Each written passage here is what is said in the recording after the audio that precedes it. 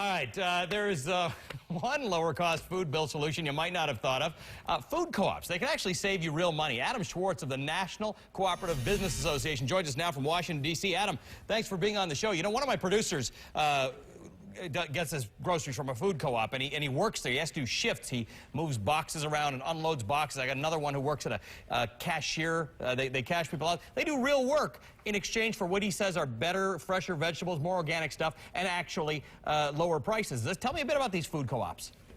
Thanks very much. The way cooperatives work is that they are voluntary organizations that are owned and controlled by the people who use it, basically the members. And while it's true that there are some food co-ops that ask their members to voluntarily give of their time, spend a few hours in the store over the course of the year, others do not have that requirement.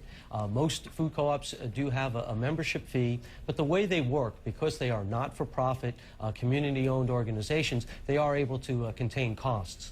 How do they work that out better than a normal grocery store would? Well, one of the major aspect of all cooperatives, whether it's a food cooperative, a credit union, electric co-op, or housing co-op, is that they operate on an at-cost basis. So you're removing the profit motive. You don't have the outside investors which put pressure on you to raise prices. There'd be no incentive for a food cooperative to gouge pricing, because that just goes back to the same members who own the business. So you remove that incentive, then you're able to operate at a lower cost. And I think when you talk about the bottom line, you really need to expand what we talk about. It's dollars and cents, yes, but it's also the impact on the community and also the impact on the environment.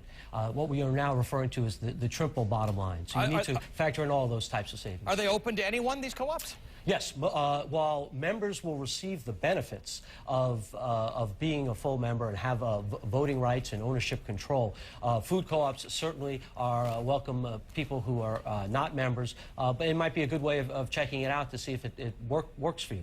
Now, many food co-ops, I'm sorry, started as... Go ahead, Adam. Okay, many food co-ops started out in the 60s and 70s, bringing organic produce and meat products to their customers, because conventional stores simply would not do that. Now organic produce is readily available in all the major chains.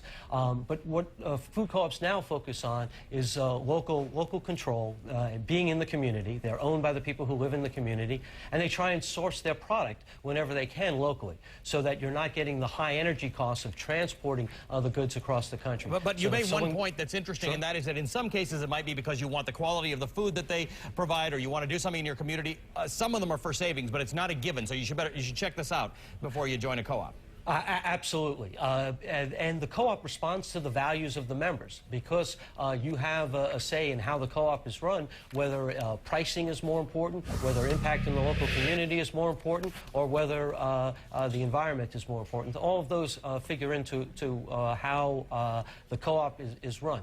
And as I say, they operate in all different types of businesses. In fact, there's a purchasing co-ops which bring together small businesses and helping to establish stores on Main Street so that they can compete with the larger chain stores too through this group buying. Good discussion. Credit unions work the same way. It's a good discussion that we should continue to have, Adam. Thank you for bringing it to light to us. And may I just say one other thing? For further information, if you visit our website, which is ncba.coop, ncba.coop, we have a special landing page for people, for your viewers, so they can get more information about co-ops. Okay, thanks very much for that, Adam.